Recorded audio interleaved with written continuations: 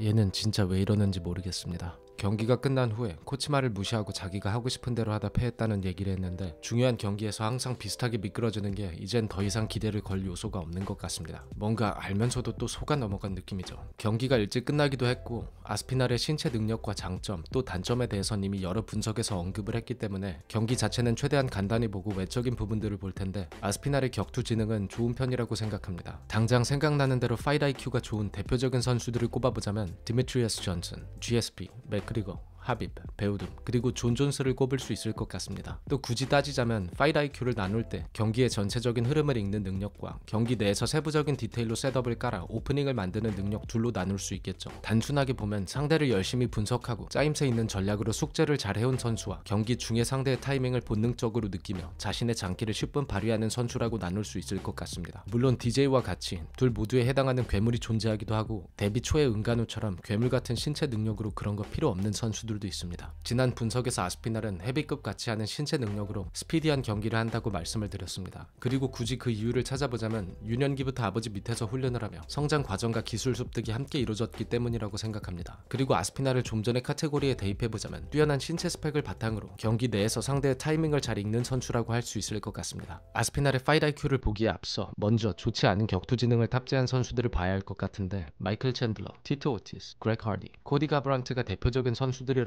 할 수 있겠죠. 그렉 하디와 같은 경우 투이바사에게 좋은 펀치를 적중시키고 침착하지 못하게 똑같이 무식하게 레프트를 휘두르다 카운터에 맞고 쓰러졌습니다. 경기를 전반적으로 지고 있던 켈빈 가스텔름은 5라운드에 하이킥을 맞추고 그로기에 온 아데사냐를 코너에 몰고 난 후에도 더블렉을 잡으며 기회를 놓쳤습니다. 심지어 넘기는데도 실패했고 두들겨 맞다가 만장일치로 패했죠. 또 한땐 같은 팀에서 훈련을 했지만 질 낮은 신경전이 오갔고 1차전에서 자신의 훅 컨비네이션을 믿고 자만하던 가브란트는 딜라쇼의 라이트 카운터에 걸리며 쓰러졌습니다. 벤텀급의 역대 최고의 브레인으로 주가를 올리던 크루즈로 엄청난 퍼포먼스로 잡아냈던 만큼 차기 스타로 점찍혔던 가브란트에게 변화된 모습을 기대했지만 흥분하여 훅을 휘두르다가 경기 내내 딜라쇼에게 같은 라이트 컨비네이션을 허용하며 쓰러졌죠.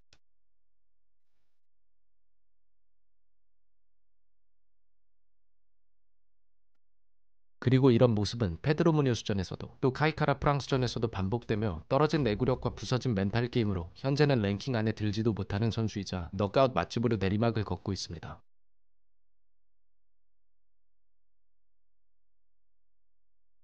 챈들러야 워낙 유명한데 1라운드엔 미친 화력과 탄력을 통해 상대를 압도하는 것 같이 보이다가도 푸이리의 전을 보면 뜬금없이 무리한 슬램 시도에 백을 내주는 모습, 뻔하게 초크를 노리는 베이팅성 펀치에 목을 내주며 패배하는 모습을 보이며 가르칠 때 저러면 안 된다 라는 교본과 같은 선수이자 낮은 파이트 IQ를 대표하는 선수가 됐습니다. 이처럼 제 아무리 신체 능력이 좋다고 하더라도 그 능력을 어떤 식으로 사용할지 모른다면 상대를 피니시 직전까지 몰고 갔음에도 역전패를 당하는 경우가 있습니다. 그리고 이런 선수들을 보면 대부분 침착하지 못하고 흥분을 잘한다는 공통점이 있죠.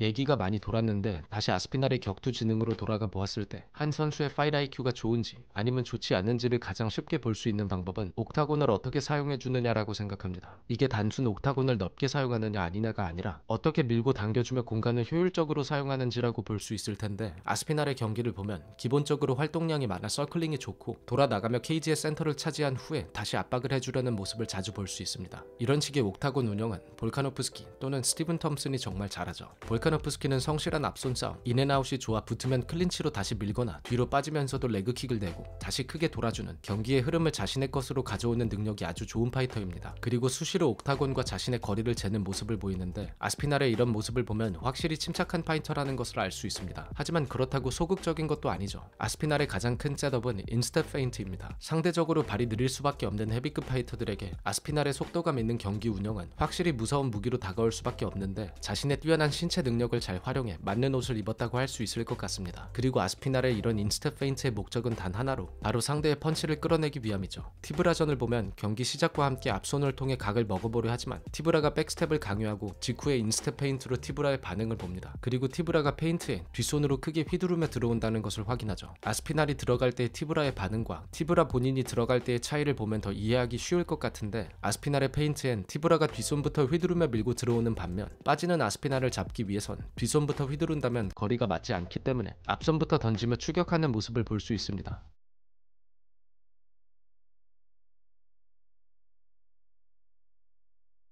그리고 킥으로 밀어주면 레프트. 아스피날의 오프닝엔 티브라의 앞손이 들어갔습니다. 그리고 이번엔 과감하게 뒷손을 찔러놓고 레프트. 티브라의 앞손이 다시 한번 아스피날의 앞면을 맞췄습니다. 티브라를 보면 아스피날의 라이트는 단단하게 가드를 굳혀 받아주고 라이트를 맞추려고 하는데, 이런 습관을 파악한 아스피날이 이번엔 짧은 거리에서 가드 위로 스트레이트가 아닌 엘보를 냈고 라이트 체크로 붙으려는 티브라의 오펜스를 스웨이. 스탠스가 무너졌기 때문에 아예 끝까지 밀고 들어가 버립니다.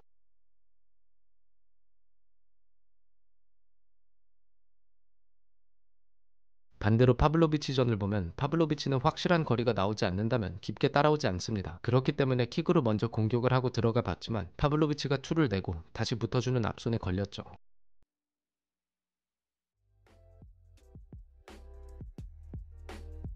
파블로비치는 기본적으로 팔로우업 컨비네이션, 즉 뒷손을 대고 앞손을 맞추는 능력이 좋은 선수입니다. 커티스 블레이즈와 타이투 이바사 모두 비슷하게 잡아냈는데, 그렇기 때문에 서로의 뒷손이 교차하게 된다면 파블로비치의 앞손이 아스피날의 앞면에 닿을 확률이 높아지고, 특히나 스웨이를 하는 습관이 있는 아스피날과 같은 선수에게 파블로비치처럼 앞손으로 따라 들어가는 컨비네이션을 내는 것은 아주 좋은 습관입니다. 파블로비치의 컨비네이션을 보면 특징이 하나 있죠. 파블로비치는 전형적인 러시아 선수답게 단발성 잽은 길게 밀어서 찔러 넣는 편이지만, 컨비네이션을 낼 땐 펀치의 궤적이 밖으로 돌아주는, 크게 휘두르는 습관이 있습니다. 즉 서로 펀치를 교환한다면 파블로비치의 뒷손이 더 빨리 닿을 가능성이 낮고, 아스피날의 입장에선 파블로비치의 레프트를 끌어낼 수만 있다면 다시 라이트가 나오기까지 자신의 라이트가 먼저 안쪽에서 파블로비치를 맞출 수 있다는 것을 의미하기도 합니다. 이번엔 아스피날을 가뒀다고 생각한 파블로비치가 아스피날의 페인트에 반응하며 컨비네이션을 끌어내는 데 성공했습니다.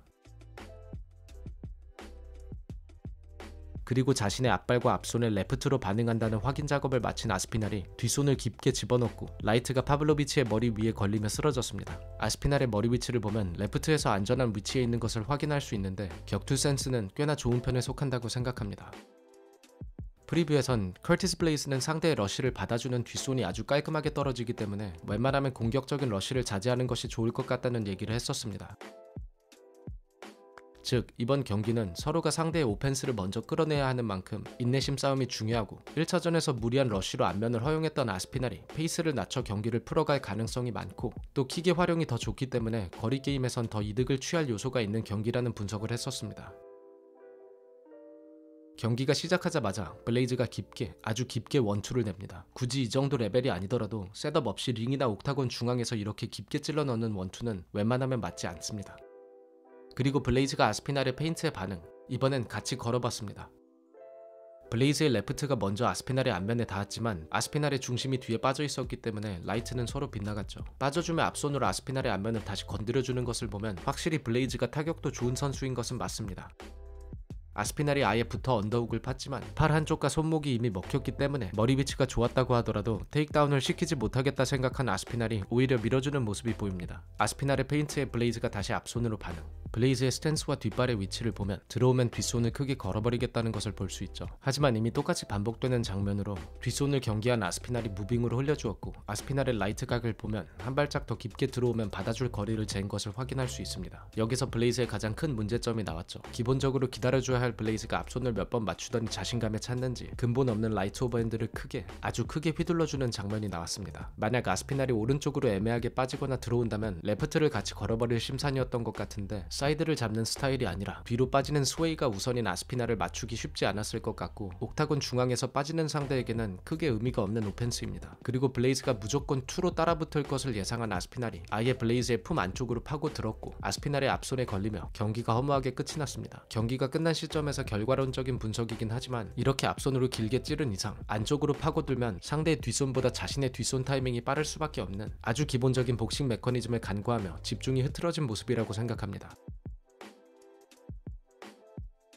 현재 아스피날은 헤비급 랭킹 탑 10에 5명을 잡았을 만큼 압도적인 전적을 가지고 있는데, 이번 경기를 끝으로 존스는 더더욱 붙고 싶지 않을 것 같기 때문에 크게 의미가 없다 보고, 페레이라 역시 상품성에 굳이 흠집을 낼 이유가 없습니다. 그렇다면 상위 랭커 중에 스릴감만 남은 상황이죠. 스탠딩 게임만 놓고 보았을 땐 어려운 매치업인 것은 맞다고 생각합니다. 아스피날은 장신의 킥이 좋은 선수를 상대로는 거리에서 불편해할 수밖에 없습니다. 하지만 문제는 스릴간의 테이크다운 디펜스이죠. 드라마틱한 디펜스 능력을 보여주지 않는 이상 현재 헤비급은 정말 답이 없는 것 같습니다.